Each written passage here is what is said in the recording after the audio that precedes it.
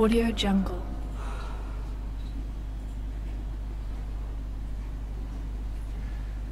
Λοιπόν, καλησπέρα σας και χρόνια σας πολλά σε αυτό το διαδικτυακό πάλι σεμινάριο που κάνουμε σήμερα για τους αγρότες, για τα ειδικά θέματα των αγροτών.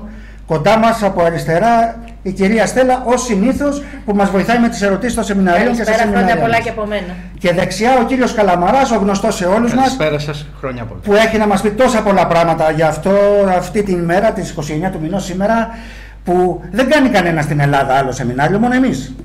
Έτσι.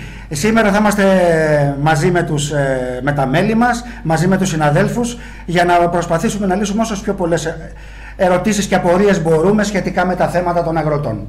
Δεν θέλω να σας φάω το χρόνο, πάλι εύχομαι χρόνια πολλά, εύχομαι οι μέρες που θα έρθουν να είναι ευλογημένες, να είναι καλές, να μας έρθει καλά ο καινούριος χρόνος, να έχουμε υγεία και όλα να μας πάνε καλά στη ζωή μας. Δεν θα σας φάω άλλο χρόνο, παρακαλώ ο λόγος εδώ στον εισηγητή μας και στην κυρία Στέλλα.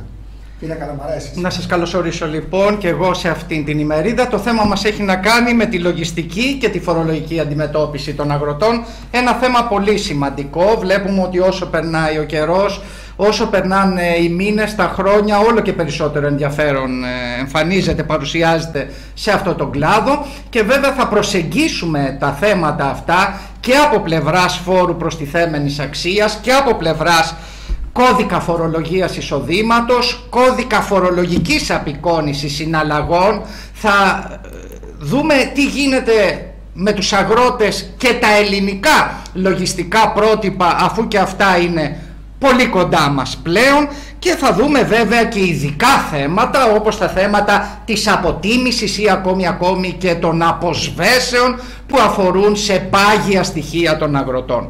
Θα ξεκινήσουμε βέβαια με τι άλλο, με το ΦΠΑ, όπου εδώ έχουμε αντλήσει εκείνα τα άρθρα τα οποία σχετίζονται άμεσα με τον κλάδο. Και βεβαίως δεν θα μπορούσε να λείπει μέσα από τον φόρο προστιθέμενης αξίας ποιο άλλο, το άρθρο 41 που αναφέρεται στο ειδικό καθεστώς.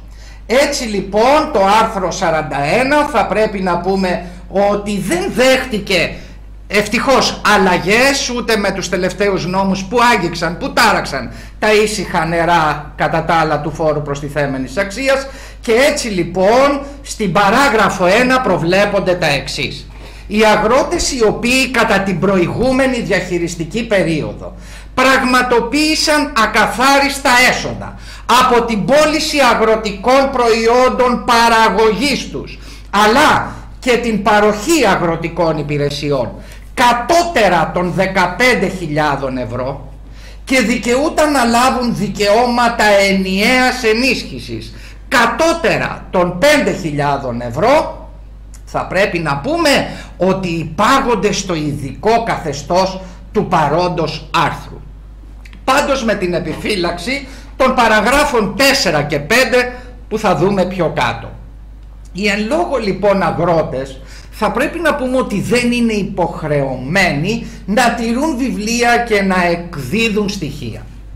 Και βέβαια όταν μιλάμε για αγρότες του ειδικού καθεστώτος, μιλάμε για δικαίωμα σε αυτούς επιστροφής ΦΠΑ, το οποίο έχει βαρύνει είτε τις αγορές των αγαθών χάριν των οποίων καλλιέργησαν, είτε τις λήψεις των υπηρεσιών τις οποίες πραγματοποίησαν για την άσκηση αυτής της εκμετάλλευσης.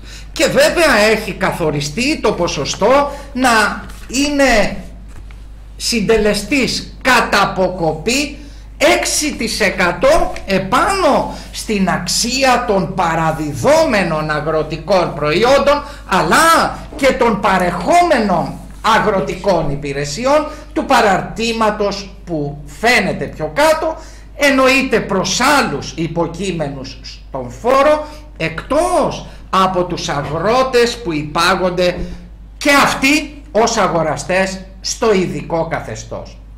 Και βέβαια γνωρίζουμε αλίμονο όλοι ότι αυτή η επιστροφή του φόρου προστιθέμενης αξίας γίνεται με την υποβολή του εντύπου ΦΥ6, ένα έντυπο το οποίο κληθήκαμε να συμπληρώσουμε όπως γνωρίζετε, μέχρι 31 Οκτωβρίου, αφού αυτή έτσι κι αλλιώς ήταν η καταληκτική ημερομηνία του. Δήλωση λοιπόν, αίτηση και αναλυτική κατάσταση δικαιολογητικών, ή αν θέλετε διαφορετικά έντυπο φι 6, ήταν αυτό το οποίο κληθήκαμε για άλλη μια φορά να συμπληρώσουμε για τους αγρότες του ειδικού καθεστώτος που παίρνουν κατά αποκοπήν ποσά φόρου προστιθέμενης αξίας πίσω. Και βέβαια θα πρέπει παράλληλα να πούμε ότι στο άρθρο αυτό περιγράφονται επίσης και τα εξής. Ειδικά για πωλήσεις αγροτικών προϊόντων δικής τους παραγωγής που πραγματοποιούνται από αυτούς τους αγρότες, από δικό τους κατάστημα ή από λαϊκές αγορές, ή εξάγονται ή παραδίδονται σε άλλο κράτος μέλος της κοινότητας, η επιστροφή πραγματοποιείται με την εφαρμογή κατά αποκοπήν συντελεστή 3% στην αξία των εν λόγω πωλήσεων, όπως αυτή προκύπτει από το τηρούμενο βιβλίο σύμφωνα με την φορολογική νομοθεσία. Πράγματι, ο αγρότης του ειδικού καθεστώτος όταν κάνει εξαγωγές, όταν κάνει ενδοκοινοτικές παραδόσεις ή όταν πουλάει από δικό του κατάστημα ή από λαϊκές αγορές, είναι προφανές ότι για το κομμάτι αυτό θεωρείται ότι ασκεί επιτίδευμα. Αντλώντας λοιπόν από το χωράφι του τα προϊόντα της παραγωγής του προκειμένου να τα διαθέσει με αυτόν τον τρόπο, εννοείται ότι αυτά έχουν επιβαρυνθεί με αντίστοιχο φόρο προστιθέμενης αξίας.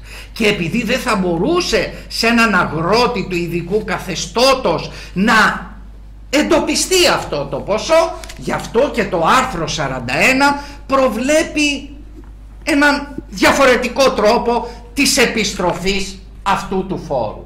Έτσι λοιπόν, όταν αυτοί οι αγρότες για αυτήν την εκμετάλλευση καλούνται να συμπληρώσουν την δήλωση του φόρου προστιθέμενης αξίας, μάλιστα αυτό θα είναι και το καινούριο έντυπο που θα αρχίσουμε να συμπληρώνουμε σε 3 μέρες από σήμερα, δηλαδή από 1 Πρώτου του έτους 2015, αυτοί λοιπόν οι αγρότες του ειδικού καθεστώτος